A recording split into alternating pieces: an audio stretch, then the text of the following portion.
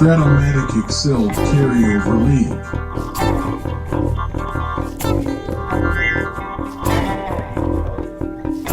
Brought to you by the Shrimp Troller.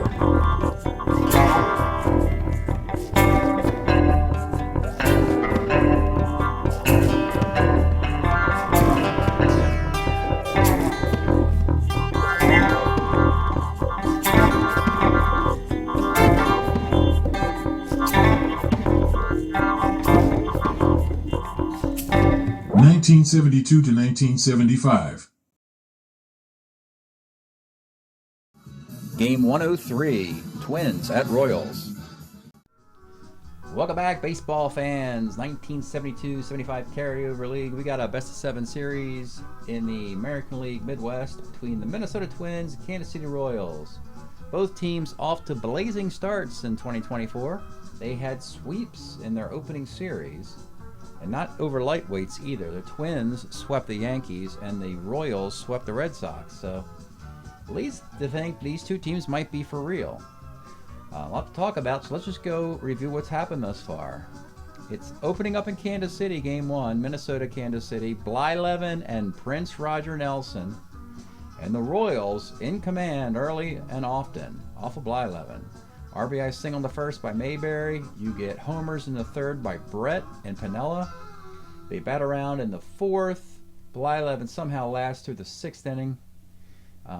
But it's over early in this one, and Prince Roger Nelson got a complete game, giving up just a run on 4 hits. Royals easy victors 8-1. Now, can the Twins get a road win in game number 2 in this one? And we look and find that it's Jim Cott versus Marty Patton. Closer game, same victor. The Twins got their early run in the third inning on an RBI ground out by Oliva. But in the fourth inning, a single, a double, a single, and then back-to-back errors by Craig Robinson. If the Twins have a weakness, it's shortstop. They have an aging Chico Cardenas against lefties, and Craig Robinson is a free agent against righties. Still was a 2-1 game into the 8th. Jim Cott started to tire, and John Mayberry got him for a 2-run homer. Marty Patton leaves after 8. Doug Bird comes in the 9th inning, uneventful 9th inning. It's a 4-1 win for the Royals, which means that they start this year 5-0. If you've been following the league, you've seen how disappointing Kansas City has been the last 2 years. Bad luck, broken mirrors, black cats, walking under ladders, all that sort of stuff. This year they're hitting everything, and they're getting a lot of breaks, and they're 5-0. That's all it takes sometimes in Strat, some good fortune. But what happens when this thing shifts to Minnesota? Well, it seems like we got a monster, but we got a lot to talk about here. Let's go to the second inning first, and the Twins, the home team, get the first couple runs. It's a single, an RBI single by Carew. They score a run on an error by Fred Patek. So the Twins have a 2-0 lead. And it's Bill Parsons on the mound, former Brewer pitcher for the Twins. He runs into all sorts of problems in the fourth inning as we believe Kansas City has a monster going here. Rojas walk, Brett double, Mayberry double, Piniella single, Kirkpatrick walks, Healy K's, but Dwyer singles, Patek singles, Otis reaches on a Rod Carew error. It's been like this so far for 2.5 games. 6-run inning for the Royals, and it seems like they're just going to blow the doors off the Twins here. But in the 8th inning, Kansas City goes to a lefty reliever, Joe Horner, who was in Philadelphia's bullpen a year ago as the closer. He gives up a 3-run homer to Larry Heisel as the Twins fought back all the way in this one. Give the Twins a lot of credit. They did individual runs in the 4th, 5th, and 6th. They make it close enough for the Heisel 3-run homer to give them a 1-run lead. And Pete Reichert closed it out. A very winnable game for the visiting Royals. They let it slip away, and they opened the door for the Twins to get back in the series. Let's go to game number 4.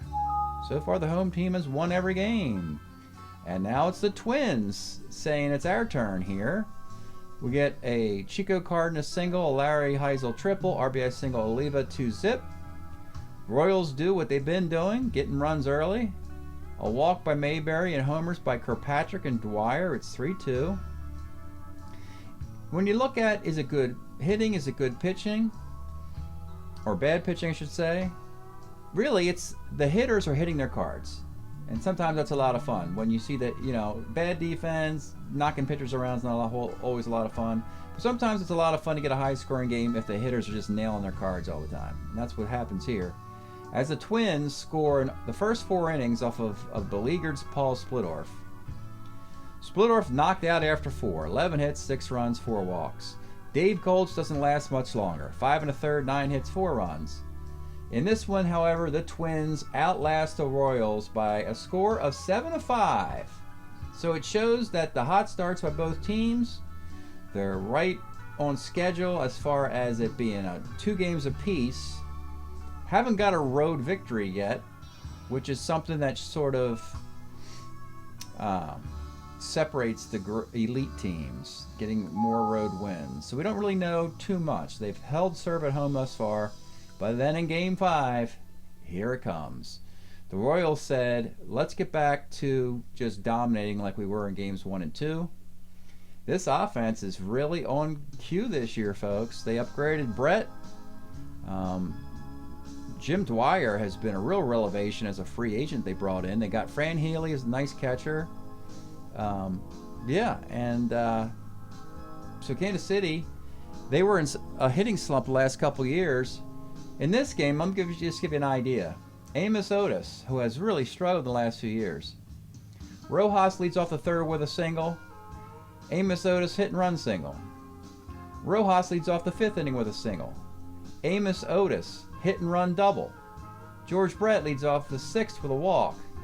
Amos Otis, homer 1-5, fly ball the rest on his card, he gets it. So 3 gift, and that's your ball game. There's like no shot. As an impressive Marty Patton 2-hit complete game shutout. And this is where the series turns. Kansas City gets that road win 8-0. They're 6-2, and they're back home trying to go 7-2. A team that we know at a certain point will just flip that switch and start winning the American League West.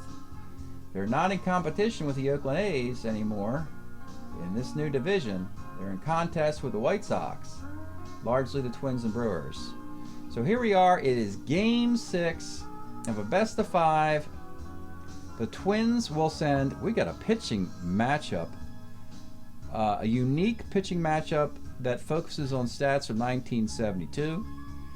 Jim Cott for the Twins, 72. He must have gotten injured. He only threw 113 innings. But those were dazzling innings. He was 10-2 with a 2.07 ERA. Maybe Jim should have thrown less innings throughout his tenure, and he would have been more effective. He was a workhorse. He pitched in 4 decades. But anyway, this could be the very best 113 innings stretch he ever had. Starter 8. He's matched up today. Oh my goodness, folks. We saw this card in Kansas City's opening day battle with Boston. We're seeing it again. It is Prince Rogers Nelson, the 1972 Roger Nelson card. If you haven't seen it, this is one for the ages. 11-6, 2.08 ERA in 173 innings, led the league in WHIP. Starter 9, with a card that's right up there with, you know, the Seavers and Palmers and the Catfish Hunters and all that. And it's like, Roger Nelson. It's like, yeah. Guy really put it together in 1972 at least, was remarkable. And he's out there in a potential series clinching game. Twins Royals, a lot of fun. This has been a lot of fun doing this. I'm glad I took some time to go through those with you. This division looks like it's going to be wild when you add in the White Sox. So here we go. Let's get started from the Fountains in Kansas City. Leading off is Rod Carew. 67. It's going to be off the Nelson card. Double 1 base hit. Carew has been thrown out a few times at Double-A. He's going to try a steal, ignite his team, who's down in the series. And he's cut down. Double-A Steelers have just been getting knocked around on the bases, it seems, by mediocre catchers, and Carew is out stealing. Larry Heisel, 412, flies to right. Jim Holt, 5'11", back to the mound. Nelson's an E8 pitcher. And he's out. They were trying to inject some offense on the bases against a daunting pitcher, and it just didn't work out. Bottom of the first. Against the lefty, it's Fred Patek leading off. 2-6 is a roller to short. The Royals have juggled the leadoff spot between Patek and Rojas, and even George Brett and Amos Otis throughout the start. Most of the time, that's not going to work. But it's worked fine for Kansas City thus far. Cookie Rojas, 58, flies to right. And George Brett, 65, flies to center. Top of the second, it's Phil Roof. The roof's on fire, 2-9 K. Tony Oliva and Dawn, 2-7. On an 11 single, gets it. Eric Soderholm, 36 is a K. And with 2 outs, it's Ron Woods. Nice little free agent. 1-9. Bounces to short. It's Amos Otis. 68 pops to first. Lou Piniella, 49, short X. Craig Robinson, a 3E36 at short, and that is a base hit. That has been the Achilles heel of the Twins. Bad defense at shortstop. Bob Oliver, 6'10", third X. You got Soderholm, 2E22 there. Ground ball C. Runner moves up with 2 outs. And it's John Mayberry, also a guy they've moved throughout the lineup. He hasn't seemed to mind it too much. Batting 7th against a tough lefty. Here's the pitch. 1-9, rolls the second. We go to the third. Lavito, 57 Ks. Craig Robinson, 48 center. Rod Carew back up top, 34, rolls to the pitcher. Keep breezing through this pitching matchup. Fran Healy, 66, pops the second. Al Callens, 38, there's a base hit. Fred Patek Philippe, 54, pops the second. Cookie Rojas, the swing and the miss. Into the fourth we go. Larry Heisel, 5'10". Catcher's X, that's Fran Healy, 3-9. Makes the play. Jim Holt, 2-9, base hit. Phil Roof, 4'11", right X. Out in right field, you got the great Al Cowens, a 2E4 defensively, makes the catch. And Tony Oliva, 34, rolls to first. Right on cue for Roger Nelson through 4. George Brett, 2-7, rolls to third. Otis, 2-6. Let's take a look at a card. I haven't seen one yet. Pretty big disparity between the lefties and righties with Amos Otis. One of the reasons why against righties, with speedy guys like Patek and Rojas in front of him, he likes to hit and run. Not against lefties, however. He crushes them, and he bats cleanup. So that's why a lot of these Royals move throughout the lineup, because of the disparity between lefties and righties, to be effective and opportunistic. 2-6 is going to be a single for Amos. It's a B stealer, no longer a double A. He'll stay over there, and it'll be Lou Piniella. 4-10 center X. In center field, Joe Levito is a 3E10. Makes the grab. And Bob Oliver, 48, second X. And it's Carew, a 2E16. Makes the play. We go to the fifth, scoreless. It is Eric Soderholm, 211. Hit by the pitch. Ron Woods, 1-4, a 6, 4-3. Twin killing, appropriately. Joe Levito, 6'10", catcher's X. Healy, a 3-9 again, and he makes the play. 5 scoreless, Roger Nelson with a 3-hitter. Bottom of the fifth. Let's pause a moment for station identification. This is the Shrimp Trawler video channel. Este es el canal de videos de camaroneros. All right, we found a way to slow these offenses down, and it's called Jim Cott, Roger Nelson. Bottom of the fifth. John Mayberry. 67 is a K. Fran Healy, 1-3. Rolls a short. Al Cowens, 2-6. Sky's the center. Into the 6th we go. Breezing right along here today. Craig Robinson, 35 is a K. Back up top to Carew. 58, flies to right. Larry Heisel, 410, center X, but you got another brilliant center fielder. We've seen a lot of these in our league. Today it's Amos Otis, a 1-46, makes the catch. Bottom of the 6th, Fred Patek, 1-6, is a sky to center. Cookie Rojas, 210, pitcher. And George Brett, let's take a look finally at George Brett's card of 1975. Got him in the league a year ago with a 74 card, which was okay. It was a 282 hitter. But we really like the idea of him getting power, hitting over 300, and most importantly being a 1 at third base for the only time in his career. And we'll probably bump him up to its 76 card when it's eligible next year, as he'll be the batting champ with more power. Well, actually, I don't know if he has more power. He's got 11 homers here. I don't know when he gets into more homers than that. Anyway, Brett 1-7, double 1-5, 2-base hit. And it's Amos Otis. Saw the card earlier. We know he crushes lefties. No intentional walks here. He's going to pitch to him. 58. Cott gets him the sky to right field. What a duel. Royals have put 2 more men on in a scoreless match in the 7th. It'll be Jim Holt. 55. Short X. Patek. 2E27 makes the play. Phil Roof. The roof's on fire. 4-5. It is not. He skies the left. And with 2 outs, it's Tony Oliva. Same roll against the lefty is sky to center field. Like we said, Prince Roger, a 3-4 hitter. Stretch time here in a scoreless Game 6 in Kansas City. We have been enjoying a new selection today. This is Sneaky Pete. His big career with the Burritos over, and he puts out this in 2008.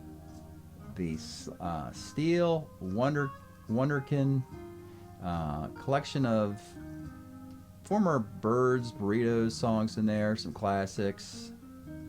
Got Hickory Wind in there somewhere. Yeah. Great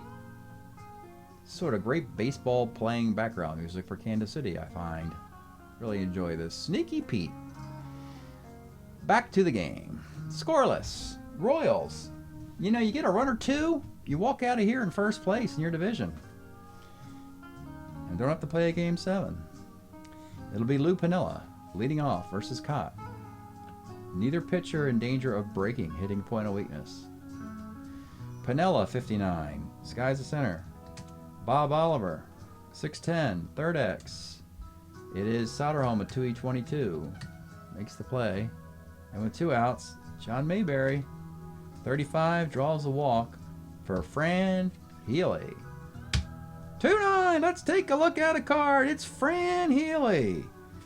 Not much, not a big news story to leave the Giants as a young player, go to Kansas City. But in 73, I think Fran has arguably the best year of his career in a part-time role. He hits 276, 300 plate appearances. Decent full-time catcher with power and a -1 arm. And a lot of extra base hits against lefties. 2-9 here is Homer. 1-9, double the rest. It is a double into center field, which means Mayberry, not fleet of foot. He's a 10 runner, 11-12. Levito -1 arm. They're going to run on an 11. Here's the play at the plate. And he runs and scores on a 5. A lot of times people look at the big number, but that you look under advance, all your strategic play rolls are up here. This is just the 20-sided dice is all that is. So that's advance 5. That will score the runner. We got a 1-0 game to the disappointment of Jim Cott. Al Cowens, 1-9, pops to first. Does Roger Nelson have enough to get a CGSO and the series win?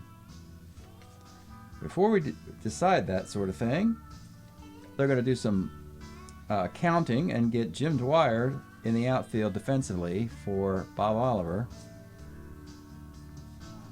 As we go to the top of the 8th, 6 outs to get for Nelson. It'll be Eric Soderholm. 1-7, let's take a look at the Soderholm card. Great year for him in 74, his second year. His rookie year, he was dynamite. His defense was bad, but he had a high on-base percentage. This year, he went to a 2 defense at third, which is why we use this card. even though it's just a 276 card, like Healy's was a 276 card. Homer, 1-9, double the rest, and Eric Soderholm gets the home run. And those Twins are hanging in there, 1-1. Ron Woods, 47's a K. Joe Levito, 57's a K. Craig Robinson, 65, off the Nelson card is a double. Runner in scoring position for Rod Carew, and you know something, Nelson's not that great against lefties, and Carew certainly is. And you got Heisel and Holt. I'm not a big fan of intentionally walking this guy to pitch to Heisel, I'll tell you that. He'll pitch to Carew. Here's the pitch. 6-11, fly ball to left X, and we have our new left fielder, Jim Dwyer, the defensive replacement we just introduced, a 3-3 in left. But he cannot corral the ball. So they went for defensive replacement, upgrading a 4 to a 3. They probably needed a 2 or a 1. They don't have it. Otis is a 1 in center. Calhoun's a 2 in right. Defensively in left field, they're not that great. That is a single, and the Twins take a lead off of Nelson. Carew will take off with 2 outs for stolen base. Oh, he gets the steal 1 T1, so he's on third. And with 2 outs, it's Larry Heisel. Most pitchers would be gone, but Nelson's a starter 9, and he's facing a righty here. 68, that is a strikeout on a point of weakness dot. That's how dominant Nelson is. That's probably a single off of most pitchers, but not Nelson. 2-1. Jim Cott, now you're in a situation where you can protect them from a loss, give them a W. Twins have always had a great bullpen, going back to Stan Williams and Ron Peronowski and Bill Campbell, Tom Murphy, eventually Doug Corbett, and so forth. Top of the lineup for Kansas City. The Twins really don't have a way to improve their defense. Let's go to the bottom of the 8th. It's Fred Patek. 1-3 is a K. Cookie Rojas. 1-3 is a pop to short. And Brett. 53 right X. Right field, you got Ron Woods. He's a 2-3 in right field. Great defense out of the free agent. Makes the grab. So we have what wasn't a homer was a double. Gets just 1 run. Homer double, hits it, and you get a run on the outfield defense. That's the difference of the game. Nelson will continue into the 9th. Starter 9s. I allow them to pitch into the 10th if necessary. Just the starter 9. So Nelson continues to face Jim Holt. 49 pops the 3rd. Phil Roof. 1-7. Let's take a look at the card. Phil Roof. You're wondering why you batting Phil Roof 4th. Well, guess what, folks? Phil Roof has this monster card in 1975. 7 homers and 126 at-bats with a 302 average. You know, and it's a case of where maybe it's a good time to park that batting average and slugging and don't continue to get into your 200 or 300 at-bats, because by the time you do that, you'll be hitting 226. So Roof with a solo shot here in the 9th, and it is 3-1. Tony Oliva, 1-4 rolls a short, and Eric Soderholm, 2-10 flies to left, bottom of the 9th. Caught. You know, the thing is, you could go to the bullpen with a 2-run lead and a save, but one thing to recall is Jim Dwyer was brought in for defense to replace Oliver. Can't hit lefties at all. And he's kind of stuck as the 3rd batter in an inning with a 2-run lead. So Cott continues. Tom Murphy, Pete Reichert, and Bill Campbell are available. In the bottom of the 9th, the Twins trying to even the series. Collect a road win, something the Royals did to them a day ago. Here it is, Amos Otis. Saw the card. 1-6, Amos Otis, it's gone! Solo shot. What a fun series this is. 3-2 game. Piniella, you really want to get to Dwyer with Cott if you can, so we'll face Piniella. We want to avoid the solo homer here. Here's the pitch to Lou. 37 is a K. And now the Twins the Royals, they're in a situation you have to get Dwyer out of here. At this point, give yourself a chance to win the game with a right-handed batter.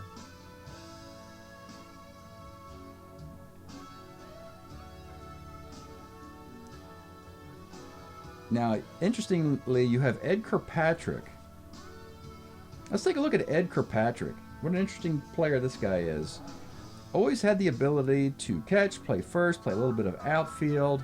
A left-handed batter with nice power, nice on base, and the ability to hit left-handed pitching. They had the righty Heidemann available as well. But frankly, Jim Kaat is better against righties than lefties. So I would take my chance with Ed Kirkpatrick. Plus, he would be forced to play the outfield anyway, where that spot was vacated. So Ed Kirkpatrick will be the hitter, the pinch hitter here, with 1 out in the 9th. Here's the pitch to Ed. 46 off of Kaat. Double 118 is a 2-base hit. You got the tie run at second with 1 out.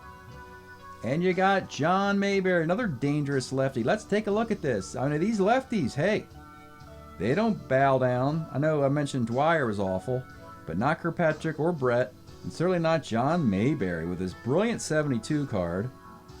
Was really tempted to go to the 75 card in the offseason, but we said, wait a minute. Let's not give up on 72. This is a magnificent season. The Houston Astros gave up on him. That's where Mayberry started. Goes to Kansas City, blossoms with this card. 298, 25 homers. At first base for Kansas City. The tying run in scoring position. Kaat is not reached the point of weakness. I think at this point, you just got to pitch to him here. Here's the pitch to John Mayberry. 2-7 is single 1 to 5, and he lines out on a 9. And that's the lefty-righty platoon difference, folks. Against a right-handed pitcher, that's an RBI single. Against Kaat, it's a line drive, but it's caught by Carew.